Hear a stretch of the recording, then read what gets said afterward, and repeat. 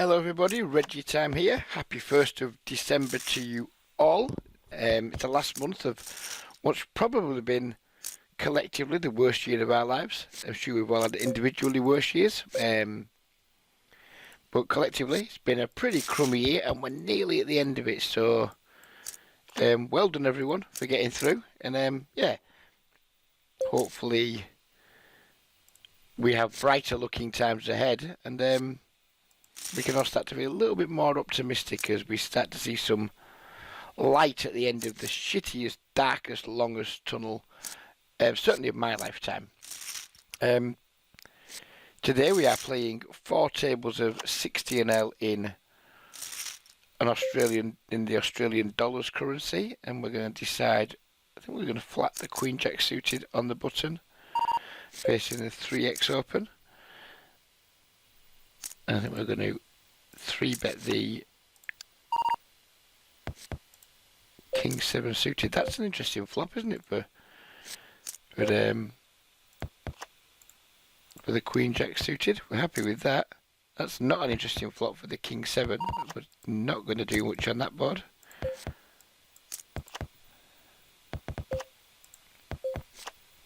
Get called in 2 spots. And I think when we get called in 2 spots, we're just going to check back and try and realise he can have some weak King X, etc. Who knows what he can have. Sadly, we do not get there. But I think that try to bluff 2 players in a multi-way pot on a board texture where they both check call. I think fold equity isn't really going to be at a premium. King Jack, King 4. So we have 2 guys who, well, I don't know about his line. I mean, if you're going to open the King Jack from that early and then just take like a really passive line with it in games where people aren't really bluffing that often, I think you're going to end up winning a few small pots like that one, and then being put to some tough decisions in some bigger pots. I mean, this is the problem I think with opening marginal hands from middle position is you're frequently going to find yourself in spots where you need to cap your range out of position against reasonable players, and that's not a place you want to put yourself in too often. I think opening King Jack in super soft games from early and middle position, yeah, you can get away with it. I'm not sure you can get away with it that much in 2020. Really not. 10 high board, I think we'll check back. 3-bet the 10s on the button. Check back the 10 jack. We have some showdown value with the ace queen.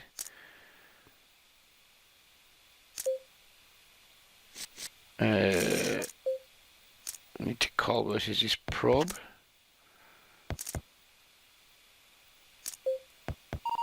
We need to fold versus this probe here. He bets again, which is going to let him. We're going to let him win, I think, especially on the club. Man, the clubs doesn't feel like it's the sort of card we want to be making too many like call downs on that particular board. That's a big open. We're going to go with a 3-bet versus that, I think, with the 5-6 suited.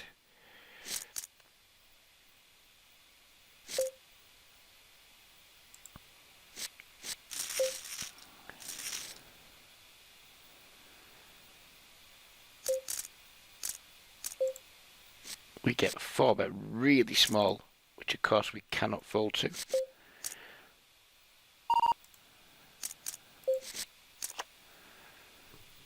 Well, that flop makes life rather easy, doesn't it?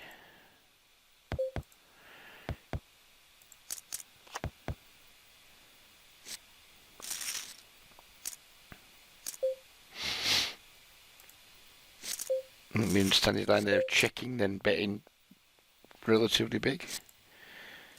Doesn't feel like that should be a line that exists in 2020. 4-bet small pre, check flop, then kind of like bet big turn. I don't see anyone that I watch for my poker edutainment, taking those sorts of lines very often.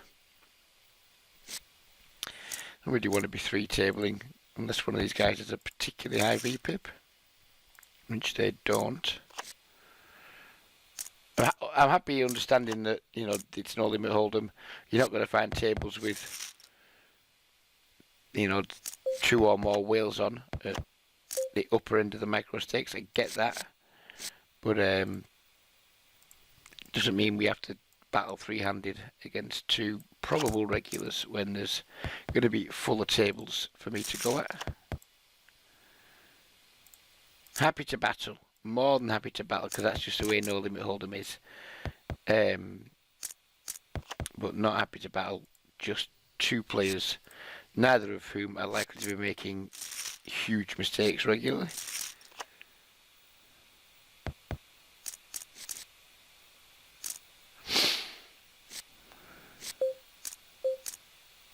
I think because he's come along too, and he's given by his stack size, he's probably likely to be a weaker player. I mean, I wouldn't call this hand for 3 bigs against that stack size opening under the gun normally, but I think this guy kind of incentivizes us to come along. Sadly, we don't really get the type of board we're looking for. 1 overcard and some backdoors, but 6s. Seems like an interesting raise there.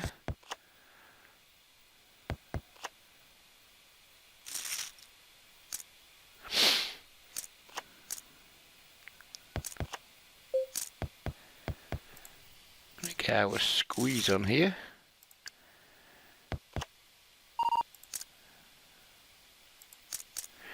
With the 2 jacks, first hand at a new table. Seems like a nice starting point. I'm going to 3-bet the ace king, of course. We get 4-bet again, relatively small. Not loving this situation, has to be said, but clearly King Jack's just Pocket Jack's way too strong, and on this board I guess we just check and get it in, and if he's got an overpair, hope it's not clubs. I mean, this is just quite a strong line he's taken, but I don't think we can fold. Ace 3. I mean, is he for real? We dragged down a big one, which is nice, and the Ace King drags down a tasty one over here. Did not expect to see the Ace 3. I mean, fair dues, Ace 3 suited in a as a 4-bet, get on board with that, but to then just like rip the flop, I mean, somebody out there might tell me that's good. I would disrespectfully disagree with that, but someone out there might think that's good. He obviously did.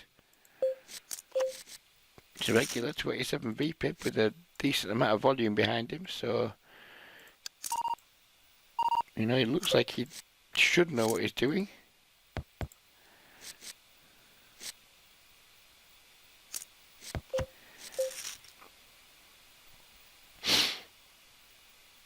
And defend versus this size 3-bet.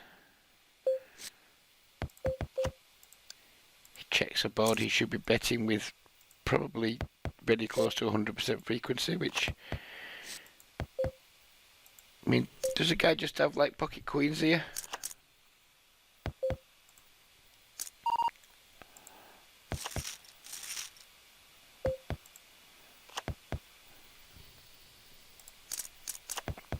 I think he has like queens, jacks, stuff like that.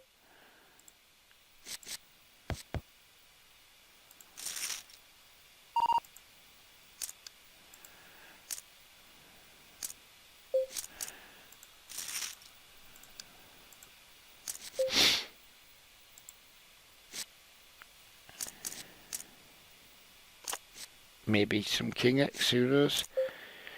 Who knows? And what's more, who really cares? We don't get to find out, and we just have to live with that. We've been donked into here on a board where there isn't that much going on for us. 1 overcard, backdoor straight potential, not really enough to. We're gonna have better hands to float there than that particular version of King 10. We definitely have to have a decent amount of calls against people's donking ranges, but that doesn't need to fall into a float range there. Heavily multi-way pot, we don't flop a set, so we're going to be proceeding with caution.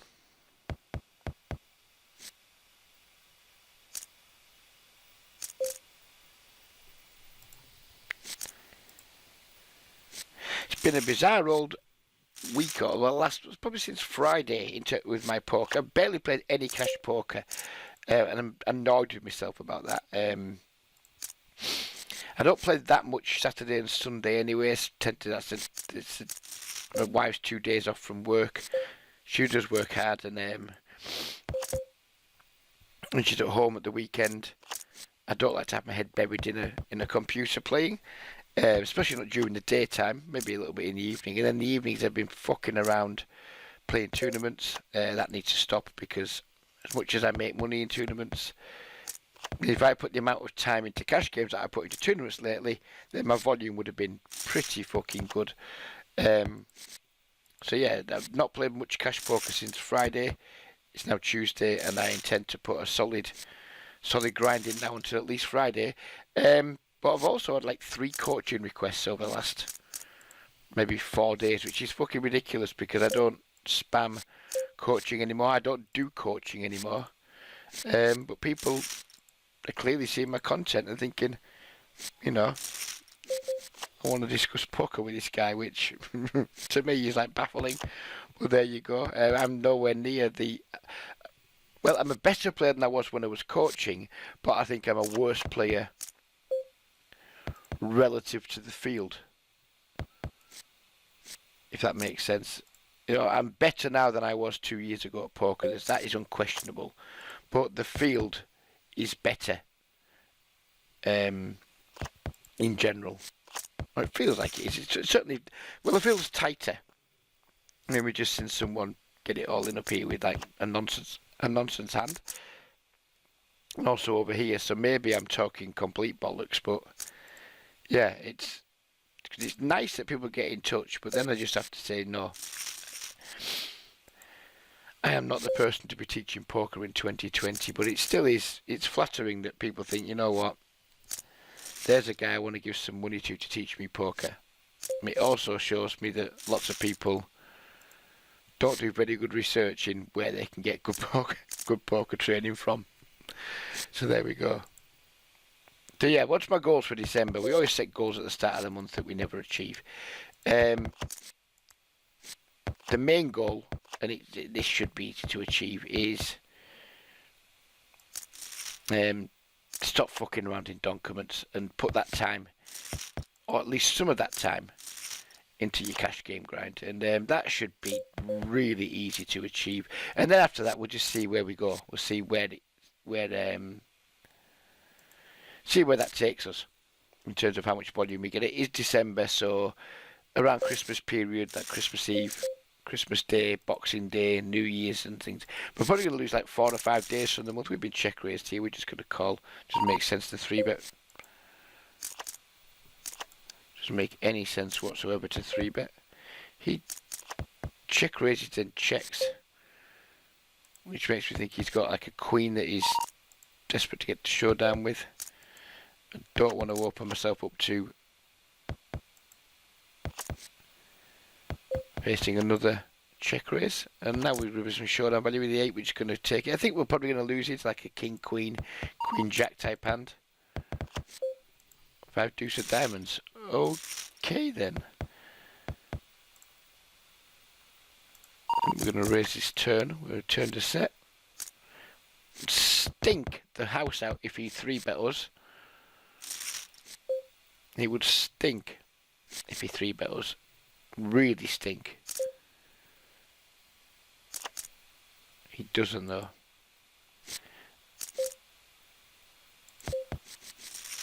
Do we get to just shove this river?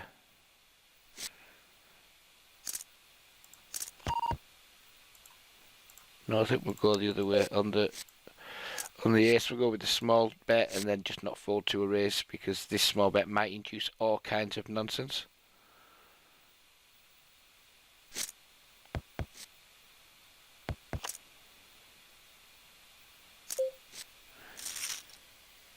Sadly, it does not. So yeah, the month is just like try and like not waste any time. Time is precious, isn't it? And I've wasted a decent chunk of it. And I mean, I don't get me wrong. I'm in a Discord group with some entertaining guys, some Sky poker players, and it's fun. Excuse me. And it's fun. It's a lot of fun. Then we get involved. You know, they play tournaments. So oh fuck it, I'll play some tournaments again tonight. They all talk about how it gets around like late afternoon tea time-ish, and people start rigging things, and you see somebody's like, oh, I've got a final table of this, and oh, let's have a go at tournaments again, see if we can make a final table.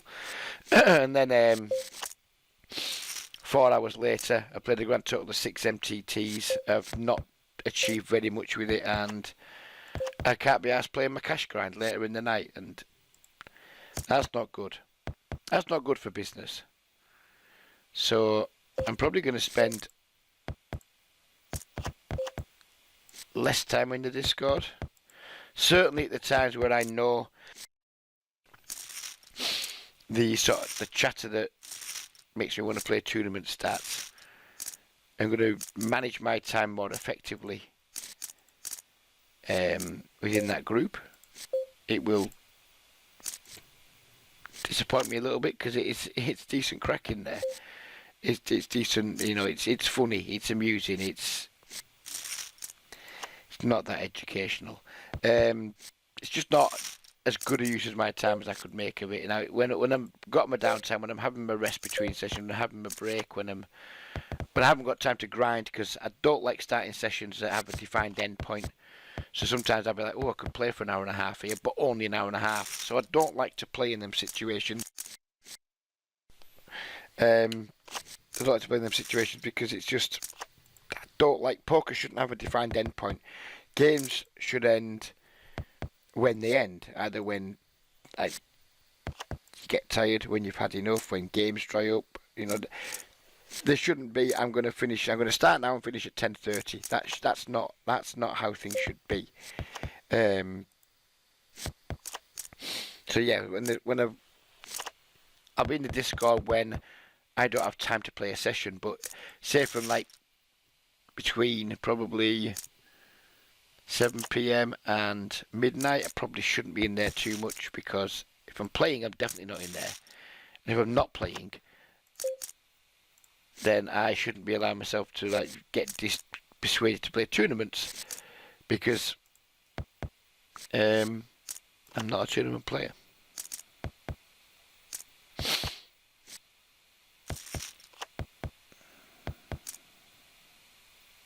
So yeah, this month the goal is just use time better.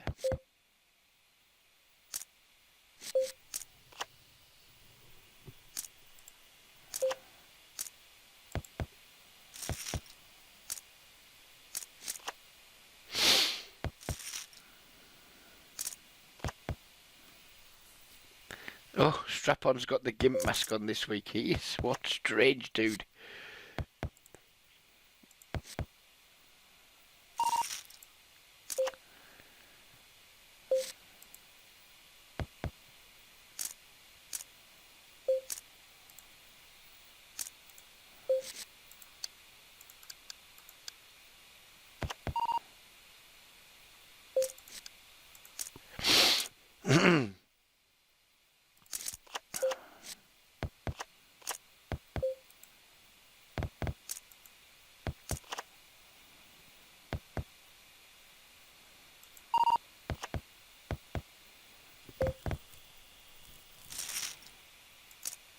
Hoping this guy doesn't bet again.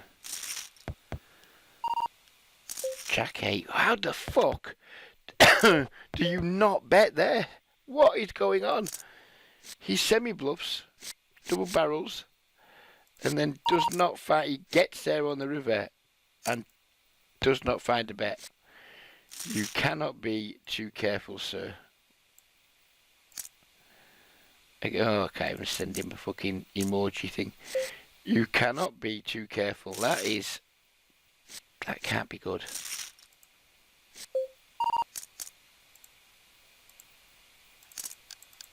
That can't be good.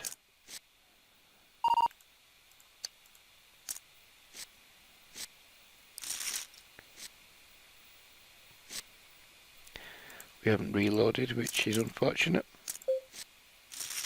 Doesn't matter though, we take it down.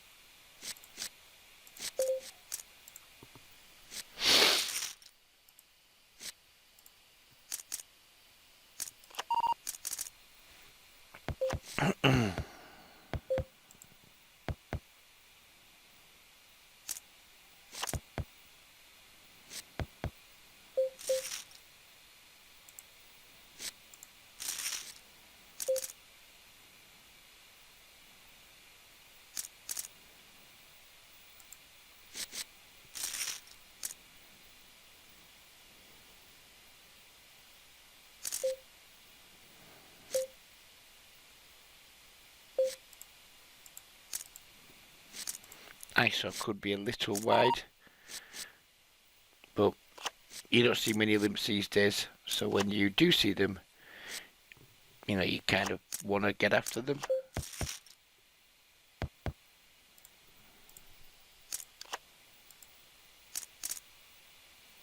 Obviously really good board for our range here. When he limp calls and check calls, and we're like right at one of literally the worst hands we can have, and content just to give up. Oh, he checks again, and we have literally nothing. Nope. Oh, Reggie.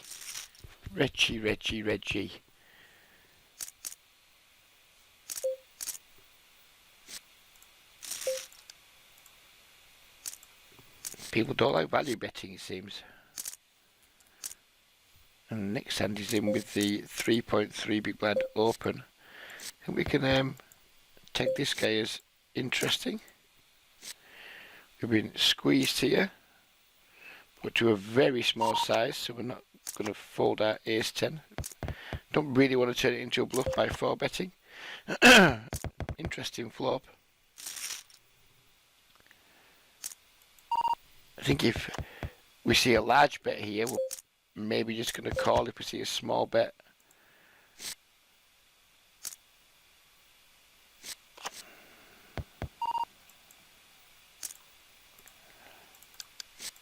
I'm going to make a probe here, and then we're probably going to make a really large river bet, because when he doesn't c-bet on that board, my guess is he doesn't like it much. Either that or he fucking loves it, one of the two.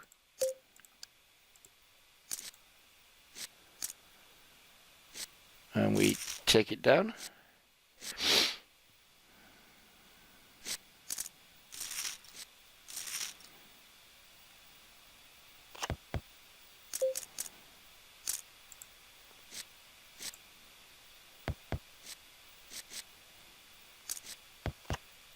I think that's an area Mike still needs work with. It's an area I've been paying probably quite a lot of attention to lately, is like when my opponents cap their ranges, is like, because you can't just attack every time someone caps the range. You know, if you do that, you become exploitable, really exploitable. People can just like check loads to you and just wait for you to just start mashing buttons into them. But usually when people do cap their range, it's because they, you know, they don't have like a super strong hand.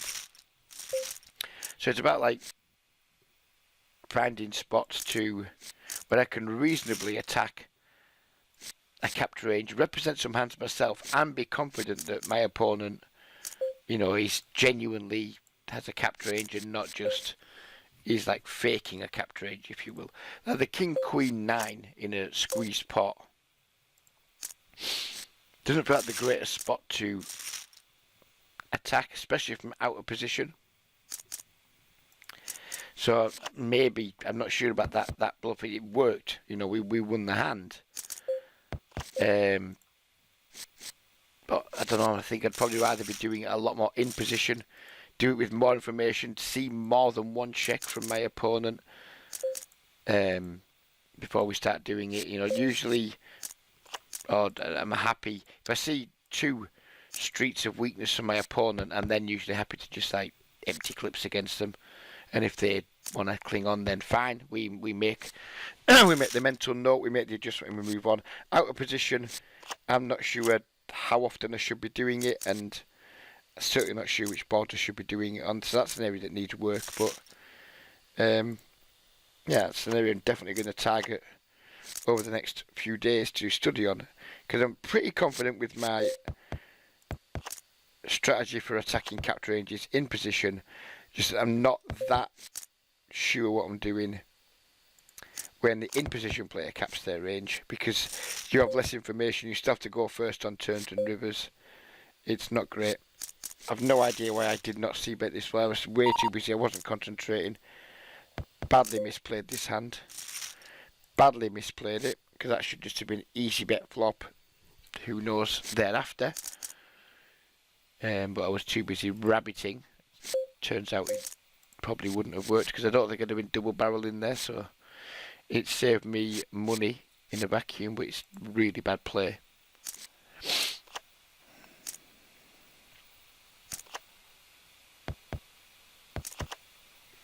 I'm intending to play for another hour or so this morning, but we're not going to make the big super long videos because the stats on YouTube just show that barely anybody watches them, so, or barely anybody watches like the full length of time. So I'm kind of just making life more difficult for myself with no real good reason for it.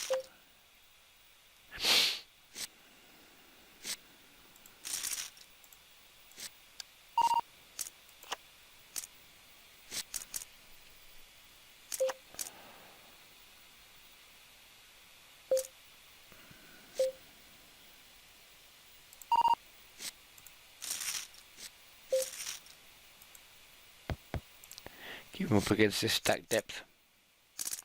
Probably shouldn't have 3-bet this time pre-flop against somebody who's tagged blue, who's likely to be not good and doesn't have the sort of stack depth where we can fire multiple streets against. Probably not the best of 3-bets pre-flop there. Pay a little bit more attention.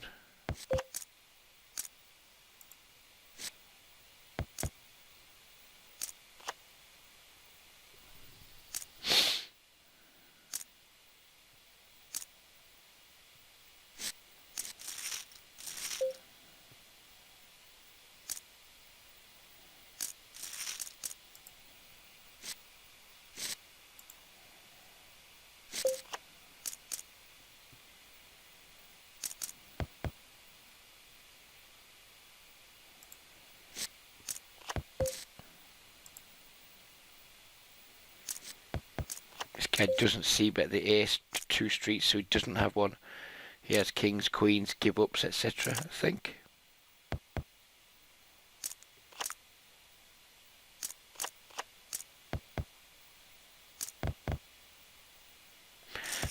Maybe he did have an ace and just didn't want to bet it, and then let his opponent get there, then paid him off. Who knows? Or maybe he's just some fish who did have an ace. I mean, a regular probably doesn't have an ace there very often, but a fish probably can. Either way, who knows? It's a shame we don't get to see his hand too, because I was very confident he didn't have an ace, but given how quickly he called the river, I'm now almost certain he did have an ace. But before the hand he had over 100 bigs, and he was an unfamiliar name to me, so I just assumed probably regular, because how often are fish squeezing out of big blinds? Not very often. He's snapped there.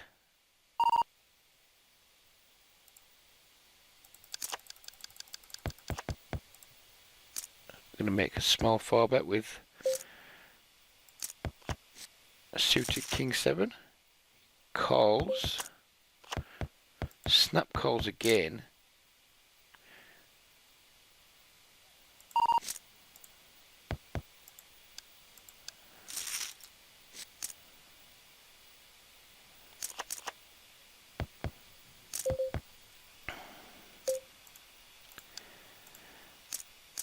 I'm going to hope he has an awful lot of ace highs here.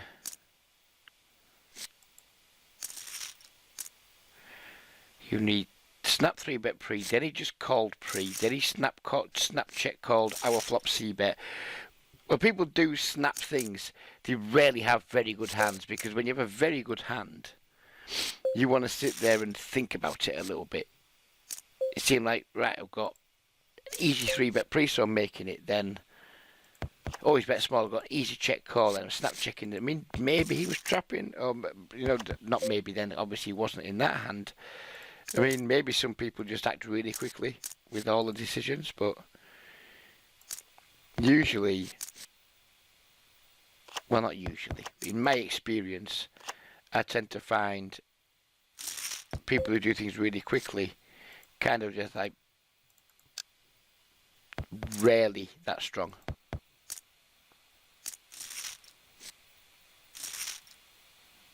I mean, these are 3 of our tables, 4 of our, is it all 4 of our tables? It's clearly irregular of some description. It's not reloading here.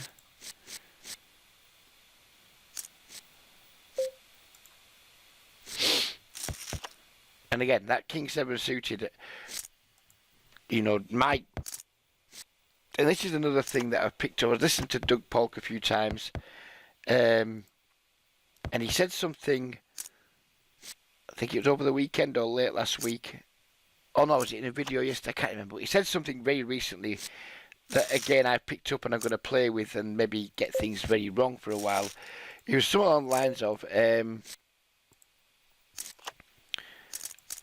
you know, when you're bluffing, you're better to have good frequencies and bad ranges than having like bad frequencies and good ranges. I think that's what he said, and by that I assume he means it's more important just to like find ways to try and keep the pressure on your opponents and like keep your frequencies up. Yeah, you're going to make some mistakes, you're going to spew from, you know, from time to time, but doing that keeps your opponent off guard more than just having like way lower frequencies for doing things. But like when you do, you know, get money in or whatever, when you do get caught speeding, having some extra equity. Having some extra equities. That's what I assume by that. I need to look into that some more. Maybe rewatch the video to get a better understanding of it. But yeah, we talked about this in a couple of videos last week. My game hasn't really been built on aggression for quite some time, and as poker evolves, and like at the moment with COVID and stuff, there's less like recreational players with money in their pockets to spice the games up. So we are competing in a few more like reg on reg situations. My old MO isn't going to be anywhere near effective enough. So we need to upgrade our game a little bit, start to play a little bit better, start to battle more with regulars, because that's just the game environment at the minute. So yeah, I need to start finding aggression. And am I going to spew? Am I going to make some mistakes? Fucking 100% am I. But I'd rather go through that process, learn some things, slowly but surely figure a few things out, than basically do what I've done for the last 6-7 years, which is duck that process and just like bum hunt and take the easy money. So there's going to be some hands I play, both on and off camera, that are just plain flat out bad. I'm going to take bad lines in the wrong spots with the wrong parts of my range on the wrong board textures. guarantee that's going to happen. But let's just start finding some more bluffs from anywhere, then reviewing the hands and figuring out, well, you don't need to make this bluff in this spot because you have other hands in your range that can bluff more effectively at similar frequencies. So I guess that's where I'm going to be going with it. Try to just find more raw aggression, and then, you know, the purest spew, when we've got more time to go back and look at hands and review them, be like, well, yeah, fair enough, you know, it was a spot where you want to be aggressive at high frequency, but, you know, perhaps you want to be using some different hands. Not barreling the 4. Probably will raise this river if he bets.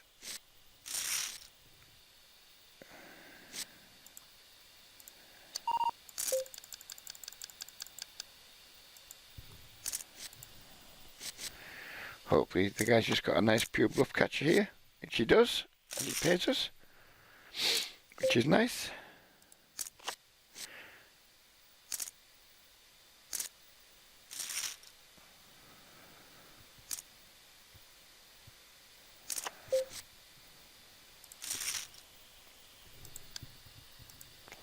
So yeah, my grind schedule for the, well, not schedule, for the month is going to be probably mornings on PPPoker. This is going to be like my gym session, if you will. Get the grind in, 4 tables. These games are usually going to be tougher than the Poker Bros games in the evenings.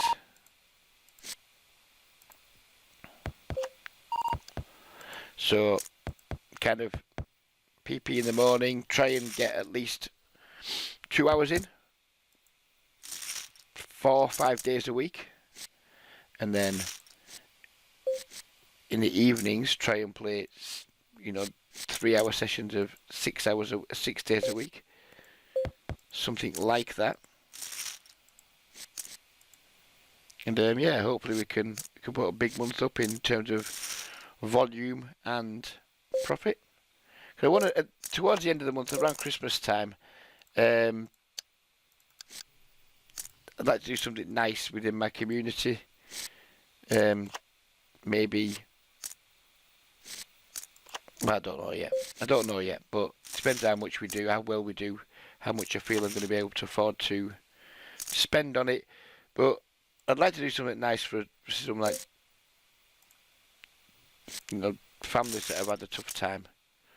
Right, well, I call, probably lose, but I call. Okay, we don't lose. Well, we don't lose yet anyway.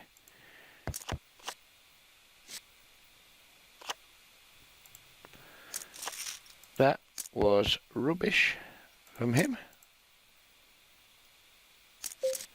That is not my board, so I am not going to see better, even with an overcard and some backdoors. With 2 overcards, sorry, and some backdoors. I think we're just going to go with like a big river bet here, rather than small turn bet.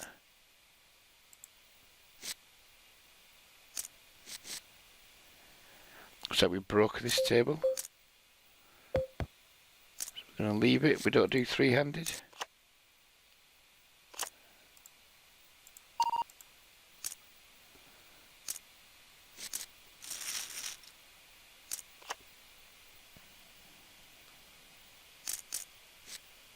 Yes, my goal this month is work on game, work on finding more spots to be aggressive, and yeah, so work on game, try and find more spots to be aggressive, increase volume, decrease MTT volume, and make enough money so I can do something nice the week before Christmas for some people who've had a particularly tough time this year. And hopefully, well, there's nothing stopping me doing 2 of those things, working hard on my game and stop wasting my time in MTTs. The last one, results. It's a little bit less within my control.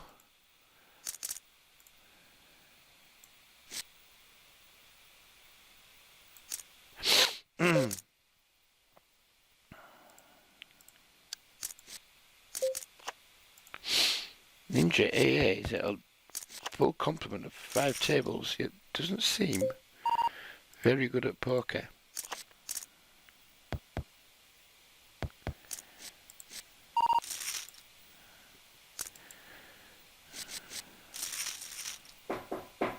Fuck me, does anyone never not knock at a door when I'm making a fucking video?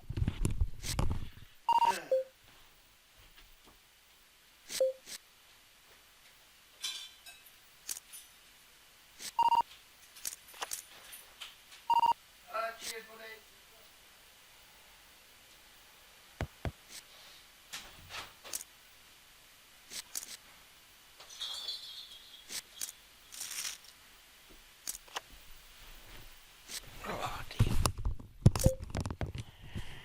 To be fair, my wife did explain to me that there's a lot of parcels being delivered this week. So I guess it wouldn't be a video, would it, if the phone didn't fucking ring, or if the phone didn't ring or someone didn't knock at my door. Wouldn't be a poker session.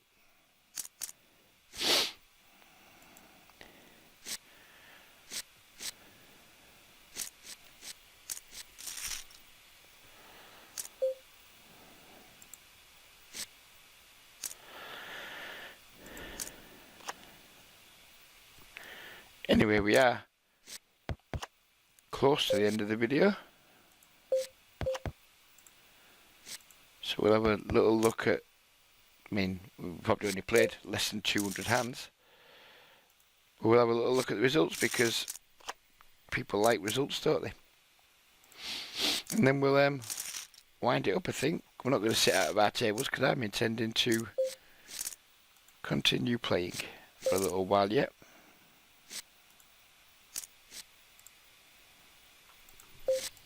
Let's have a little look. Oh, plus 133 in just 184 hands. So it's been that should have been an open. It's been a nice session, nice start to the month. And then we just have somebody just does something ridiculous. No. Just no. Just fucking no. Christ, now I'm getting text messages. Who's a text message from? Who gets text messages these days? Who the fuck gets text messages? Well, I do, obviously, but who else gets them? It's the wife. Telling me she's going to be home a little bit later, which is just fucking fine by me.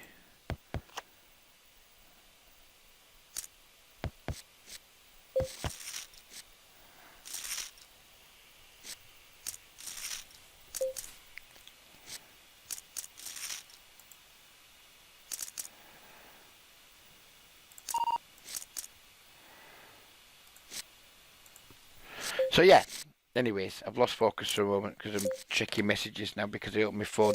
It says something I shouldn't be doing. Definitely be another video Thursday.